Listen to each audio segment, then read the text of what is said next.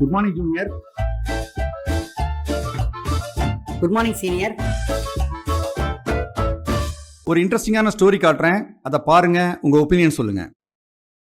Magical class. ஒரு காட்டுல ஒரு குரங்கு கூட்டம் இருந்தது. அதெல்லாம் ஆடி பாடி சந்தோஷமா சிரிச்சு சுறுசுறுப்பாவும் இருந்தது. ஒரு குரங்கு மட்டும் சோம்பேறி குரங்கு மரத்துக்கு கீழே படுத்துக்கிட்டே இருந்தது. ஒரு நாள் மரத்திலேருந்து ஒரு மந்திரக்கோல் வந்து குரங்கனுடைய தலையில விழுந்தது. அது கொஞ்சம் வித்தியாசமா இருக்கவே குரங்கு அந்த மந்திரக்கோலை கையில வச்சுட்டு விளையாடிட்டே இருந்தது.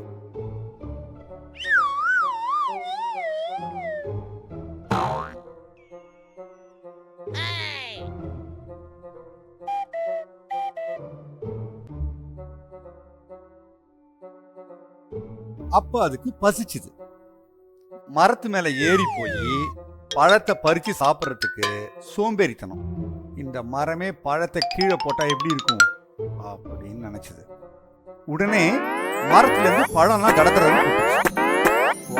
பயங்கர ஆச்சரியம், எப்படிடா இது மரமே பழத்தை தடதர நம்ம மேல கொட்டுதுன்னு ஆச்சரியமா பார்த்தது.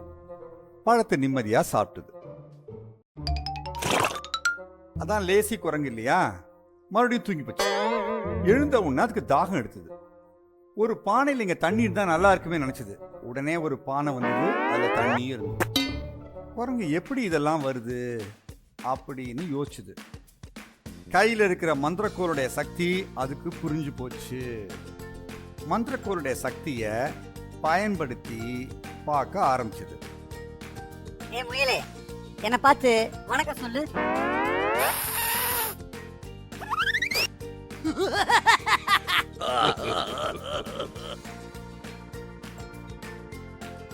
குரங்கு பல்ட்டி அடி.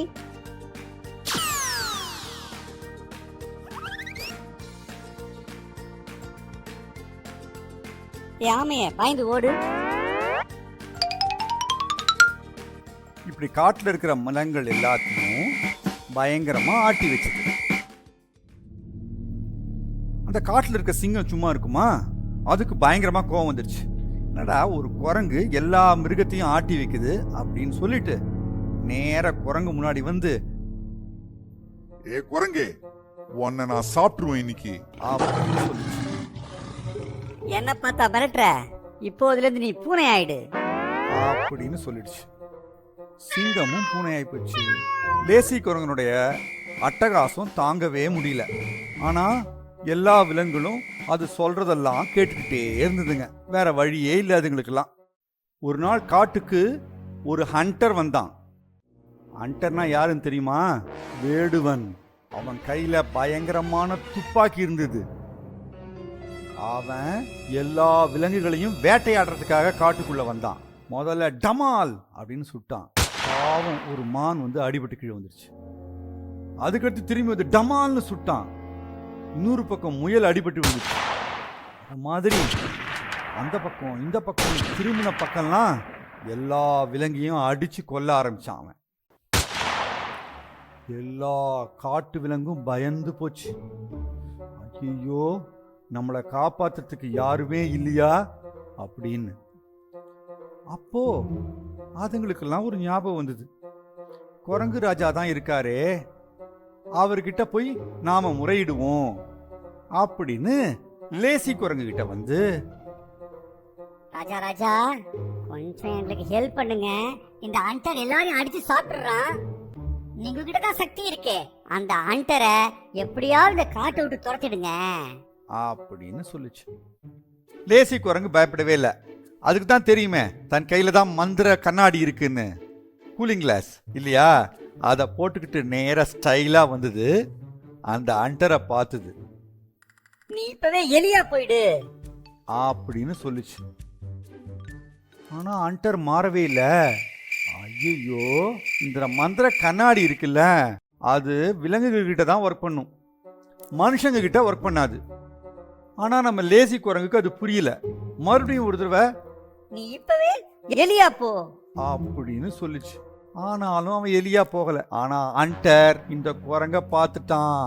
உடனே சும்மா விடுவானா, துப்பாக்கி எடுத்தான், டிஷும்னு சுட்டான். பாருங்க, லேசி குரங்கு கால்ல அந்த குண்டு பட்டுடுச்சு. லேசி குரங்கு அவசர அவசரமா ஓடி வந்து தப்பிச்சோம் புழைச்சோன்னு ஓடி வந்து அந்த மரத்தடியில போய் உட்காந்துருச்சு. ஐயோ, நாம இத மாதிரி மாட்டிக்கிட்டோமே, நம்மால அவனை விரட்ட முடியாதே அப்படின்னு கவலையோட உட்கார்ந்துட்டு இருந்தது. அப்ப திரும்பி பார்க்கும்போது ஒரு பூனை அந்த வழியா போச்சு. அந்த பூனை யாருன்னு தெரியுமா? ஞாபகம் இருக்கா? கதையினுடைய ஆரம்பத்துல ஒரு சிங்கத்தை பூனையா மாத்திச்சுல்ல, அந்த பூனை தான் அது. குரங்கு அந்த பூனை கிட்ட போய், சிங்கம் சிங்கம், ஒரு ஹண்டர் எல்லாரையும் கொடுமைப்படுத்துறான், நீ தயவு செய்து அவனோட சண்டை போட்டு அவனை விரட்டிடு, என்னால விரட்ட முடியல அப்படின்னு சொல்லுச்சு. என்னதான் பூனை ஆக்கிட்டியடா படுபாவி, நான் எப்படிடா அவனை விரட்டுவேன் அப்படின்னு பதிலுக்கு கேட்டது. உடனே கண்ணாடியை போட்டுக்கிட்டு, பூனையே இப்ப சிங்கமா மாறிடு அப்படின்னு சொல்லுச்சு. உடனே பிரம்மாண்டமான சிங்கமா அந்த பூனை ஆச்சு.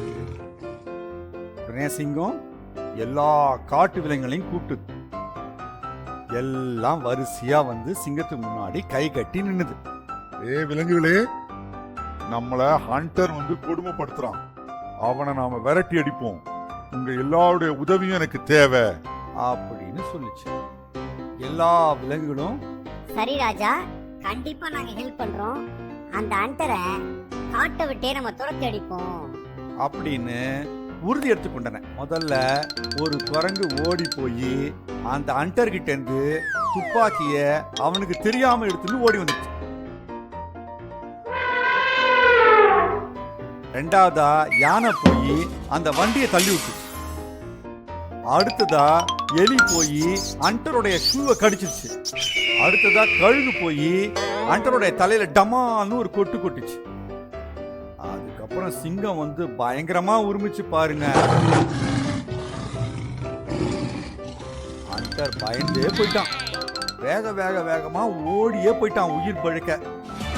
காட்டு விலங்குகள்லாம் சந்தோஷமா இருந்தது.